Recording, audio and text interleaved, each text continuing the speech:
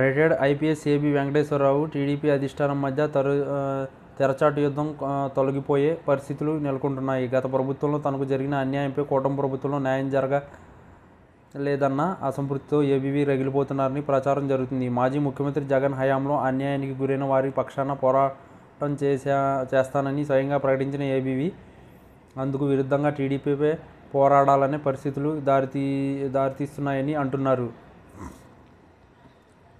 TDP sponsored YouTube ఛానల్లో కొందరు జర్నలిస్టులు తనపై చేస్తున్న వ్యాఖ్యలను నిరసిస్తూ ఏబీవీ ఆ వ్యాఖ్యలు ఖండిస్తూ తన ఎక్స్ ఖాతాలో సుదీర్ఘ పోస్ట్ చేశారు. తనపై అవాకులు చవాకులు మాట్లాడడం ఆపకపోతే విషయం చాలా దూరం వెళ్తుందని ఏబీవీ హెచ్చరించడం చర్చనీయాంశం అవుతుంది. టీడీపీ సానుభూతిపరుడిగా ముద్రపడి గత ప్రభుత్వంలో 5 ఏళ్ల పోస్టింగ్ లేక జీతం అందక నానా ఇబ్బందులు ఎదుర్కొంటున్న రిటైర్డ్ ఐపీఎస్ ఏబీవీ సుదీర్ఘ న్యాయ పోరాటంతో విజయం సాధించారు. కూటమి ప్రభుత్వం వచ్చిన తర్వాత దాదాపు 9 నెలల అనంతరం ఆయన సర్వీసు రెగ్యులర్ చేసి జీతభత్యాలు బకాయిలను చెల్లించాలని ఆదేశించింది. అయితే ఇంతవరకు అవి అమలు కాలేదని ఏబీవీ ఆవేదన వ్యక్తం చేస్తున్నారని ఆయన సన్నిహితులు చెబుతున్నారు.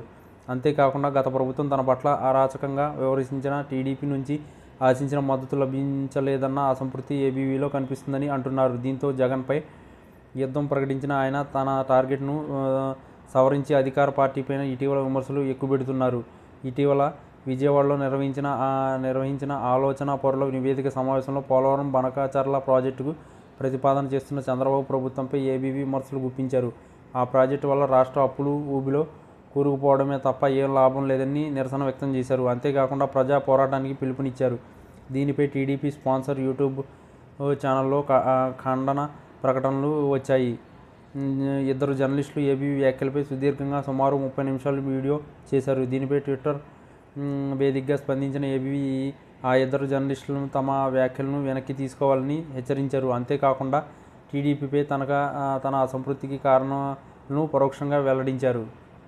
సీనియర్ జర్నలిస్ట్ సత్యమూర్తి గారు, మీరు రామబ్రహ్మ గారు చేసిన 30 నిమిషాల వీడియో చాలా బారుగా ఉంది. మీ దగ్గర విషయం లేదని పూర్తిగా బహిర్గతమైంది. దీనికి సరైన సమాధానం ఒక వీడియో లేదా ఇంటర్వ్యూ ద్వారా వివరంగా త్వరలో చెబుతాను. కానీ నా మీద సుపారీ దాడులకు పాల్పడవద్దని మీలాంటి వారందరికీ నా సలహా.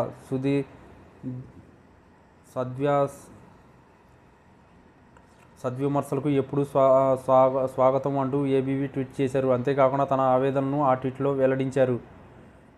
గత 5 ఏళ్ల జగన్మోహన్ రెడ్డి అన్యాయపు కక్ష సాధింపులు వ్యతిరేకంగా ఒంటరి పోరాటం చేశాను. 5 ఏళ్ల సర్వీస్ పోగొట్టుకున్నాను.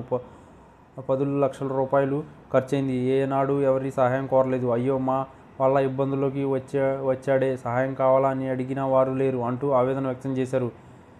జగన్